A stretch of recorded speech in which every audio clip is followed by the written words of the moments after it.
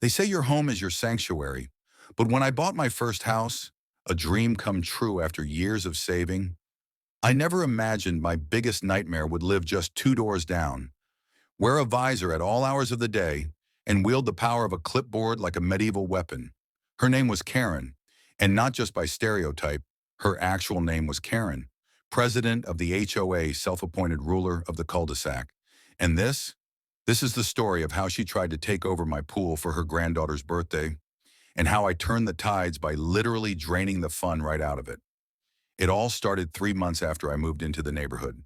The house came with a pool, a beautiful in-ground pool with a stone waterfall and soft lighting for evenings.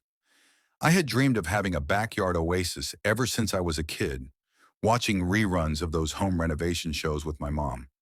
So when I finally got it, I took care of it like it was my child, cleaned it weekly, checked the pH balance, installed a new pump, and even landscaped around it with succulents and lavender.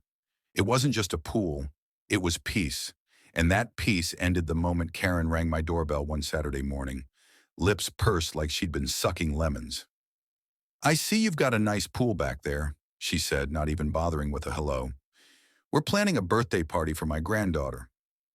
Big one. Bounce house, magician, the whole 9 yards. She'd love a pool party, so I'm going to need access to yours next weekend." I blinked. "Wait, you want to use my pool?" "Not want. Need," she said sharply, already writing something on her clipboard. "HOA guidelines allow for neighborly cooperation. We all do our part around here." I laughed, thinking it was a joke. It wasn't. She stared at me like I was the one being rude. "With all due respect," I replied, trying to keep my voice calm, "I'm not comfortable opening up my property like that. Liability issues, you know?"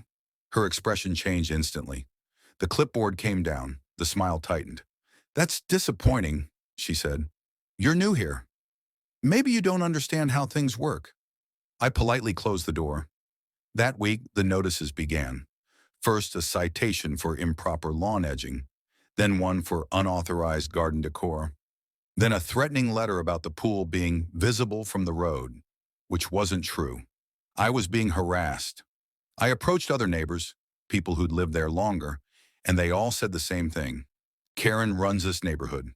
Her husband was on the HOA board too. Everyone just complied to avoid her wrath. But I wasn't wired like that. I've dealt with bullies before, and I don't back down when something's wrong. I wrote polite emails, asked for clarification on violations, and even trimmed my lawn to the exact HOA specification, just to take away her ammo. But then, one week before her granddaughter's party, she cornered me again, this time in front of 2 other board members.